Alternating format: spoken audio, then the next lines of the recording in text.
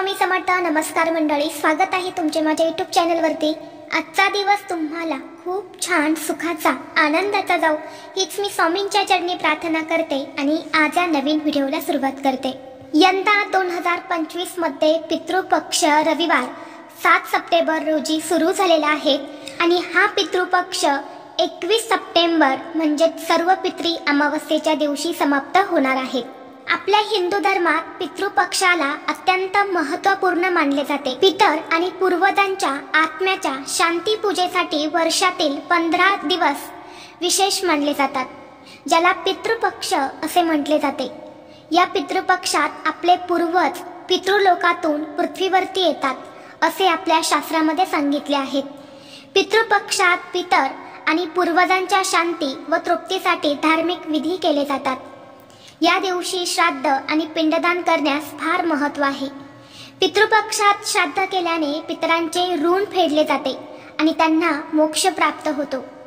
धार्मिक मान्यतेनुसार पितृपक्ष दरवर्षी भाद्रपद महिन्याच्या शुक्ल पक्षाच्या पौर्णिमेपासून सुरू होतो, जो अश्विन महिन्याच्या कृष्ण पक्षातील अमावस्येला म्हणजे सर्व पितृ अमावस्येला संपत असतो। म्हणजे पितृपक्ष किंवा श्राद्ध सुमारे 16 दिवस चालत असते। पितृपक्षात घरामध्ये शुभ कार्य, लग्न, गृहप्रवेश, नव्या कामाची सुरुवात ही केली जात नाही, कारण वर्षातील हे 15 दिवस फक्त पितरांना समर्पित असतात।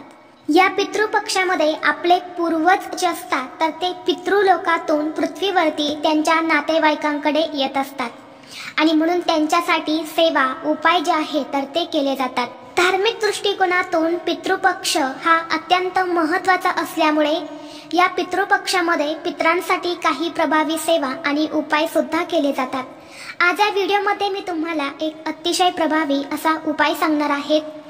पितृपक्ष संपेपर्यंत फक्त एकदा गाईला खाऊ घाला ही एक वस्तू, सर्व अडचणीतून मार्ग मिळेल। 7 पिढ्यांचा प्रखर पितृदोष हा नष्ट होऊन पितृ तृप्त होतील आणि आपल्याला शुभ आशीर्वाद देतील आणि आपल्या घराची प्रगती ही कोणीही थांबवू शकणार नाहीत। तर अशी कोणती वस्तू आहेत जी आपल्याला गाईला खाऊ घालायची आहे याबद्दलची संपूर्ण माहिती आज या व्हिडिओमध्ये मी तुमच्यासोबत शेअर करणार आहे। त्यामुळे तुम्ही हा व्हिडिओ स्किप न करता शेवटपर्यंत नक्की पहा। चॅनलवरती नवीन असाल तर सबस्क्राइब करा आणि असेच माहितीपूर्ण नवनवीन व्हिडिओ पाहण्यासाठी बेल आयकॉनलाही प्रेस करा, म्हणजे जेव्हा कधी मी नवीन व्हिडिओ अपलोड करेल त्याचं नोटिफिकेशन सर्वात अगोदर तुम्हाला भेटेल आणि तुम्ही एक पण व्हिडिओ मिस करणार नाही।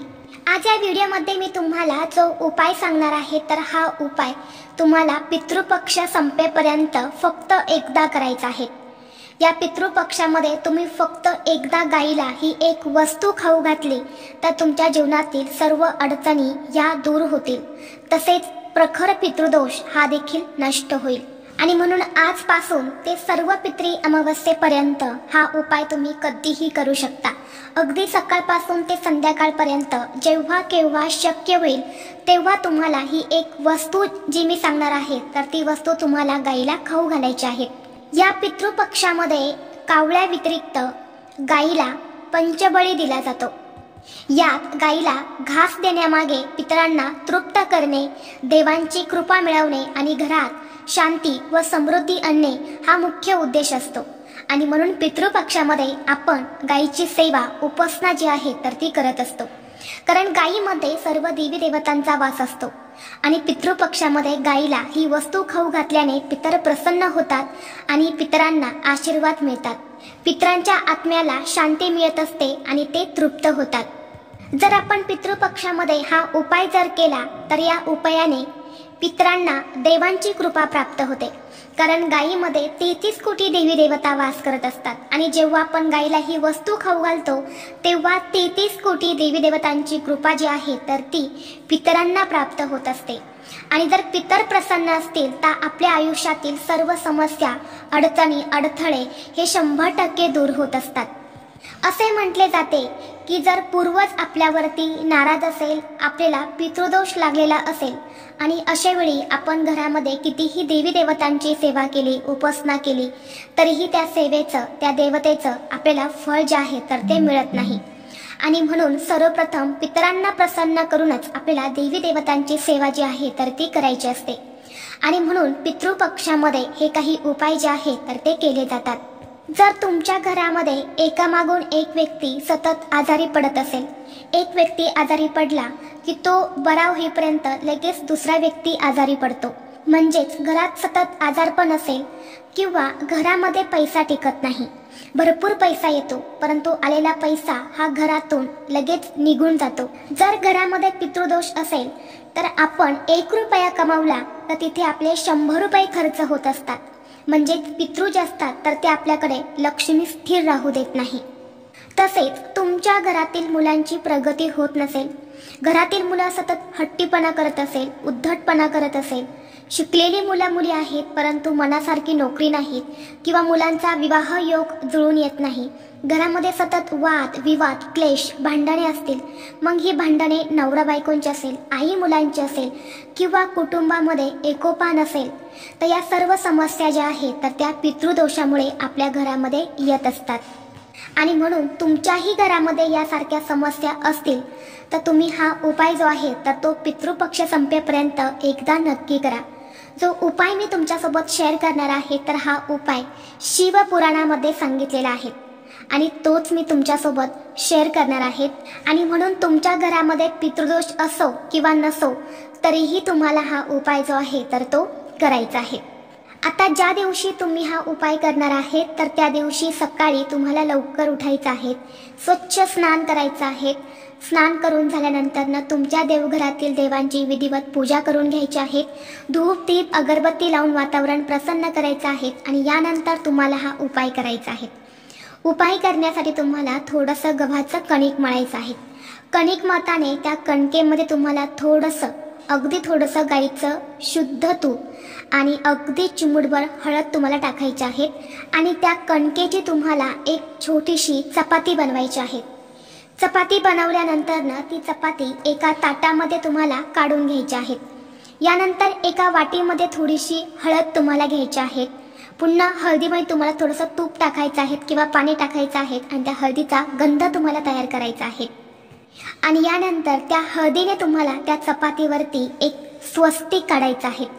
स्वस्तिक मधले 4 बिंदू आणि कडाच्या 2 लाईन ज्या आहेत तर त्या सुद्धा तुम्हाला द्यायच्या आहेत, कारण त्या स्वस्तिकच्या मर्यादा असतात आणि त्याशिवाय स्वस्तिक जे आहे तर ते पूर्ण होत नाही आणि त्या स्वस्तिकचा शुभ फळ देखील आपल्याला मिळत नाही. म्हणून कडाच्या 2 लाईन आणि मधले 4 बिंदू जे आहेत तर ते आवर्जून द्यायचे आहेत.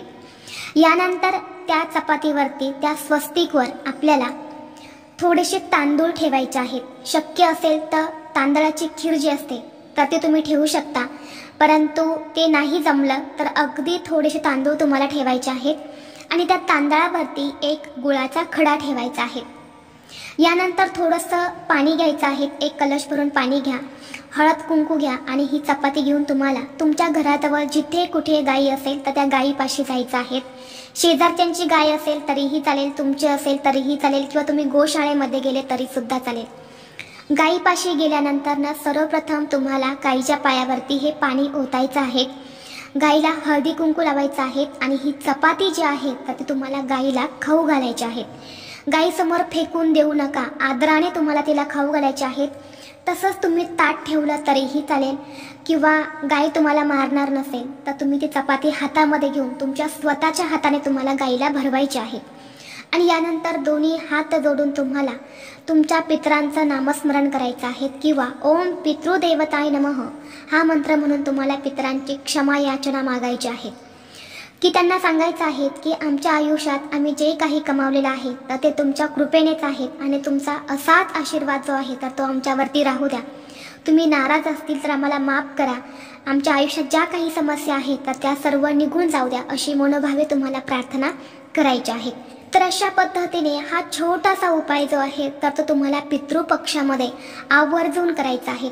अत्यंत प्रभावी आणि 100% खात्रीशीर हा उपाय आहे. हा उपाय केल्याने नक्कीच तुमच्या जीवनामध्ये तुम्हाला खूप चांगले परिणाम जे आहेत तर ते बघायला मिळतील.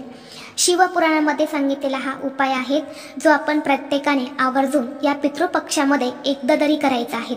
आणि जर तुम्हाला शक्य असेल तर तुम्ही दररोज हा उपाय पितृपक्षामध्ये करू शकता.